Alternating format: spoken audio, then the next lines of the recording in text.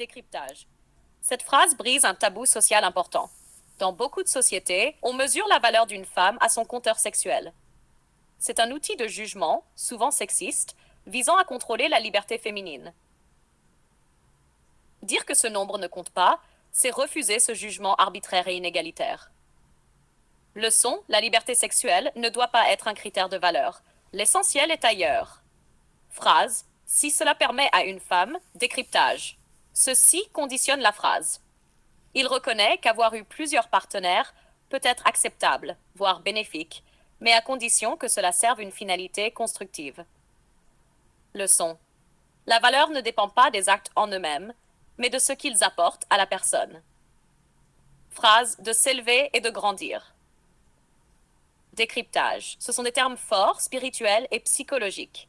S'élever, c'est sortir d'une zone de confort ou d'ignorance, atteindre une meilleure version de soi. Grandir, c'est mûrir, apprendre, transformer ses expériences en force. Leçon. Le passé est un matériau brut. La croissance est la vraie mesure. Note 2. Face to face. Dialogue serré. Dis-moi, pour toi, est-ce que le nombre d'hommes que tu as côtoyés change quelque chose à ta valeur? Non, parce que ce n'est pas un nombre qui définit qui je suis. Ce sont mes expériences, ce que j'en fais, qui compte. Exactement. Tu peux avoir un passé chargé, mais si tu as su en tirer des leçons, évoluer, tu es une femme de valeur. Mais pourquoi la société s'accroche-t-elle tant à ce chiffre alors? Parce que c'est un moyen de contrôle, de jugement, c'est souvent sexiste. Mais il faut apprendre à dépasser ça, à se libérer de ce regard. Et pour un homme, ça marche pareil. Non, le double standard est évident. Là aussi, il faut lutter pour l'égalité des valeurs. Numéro 3. Tribunal juridique. Président du tribunal. Nous sommes réunis pour juger la valeur d'une femme en fonction de son passé amoureux. Accusation. Veuillez présenter votre argument. Avocat de l'accusation.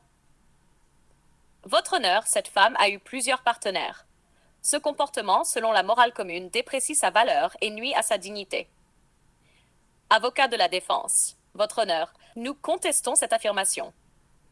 Le passé amoureux ne peut être un critère légal ou moral pour juger la valeur ou la dignité d'une personne. Ce serait une violation des droits fondamentaux, notamment celui à la vie privée et à la liberté d'expression sexuelle. La justice rappelle que la valeur d'un individu ne peut être réduite à un seul aspect de sa vie privée.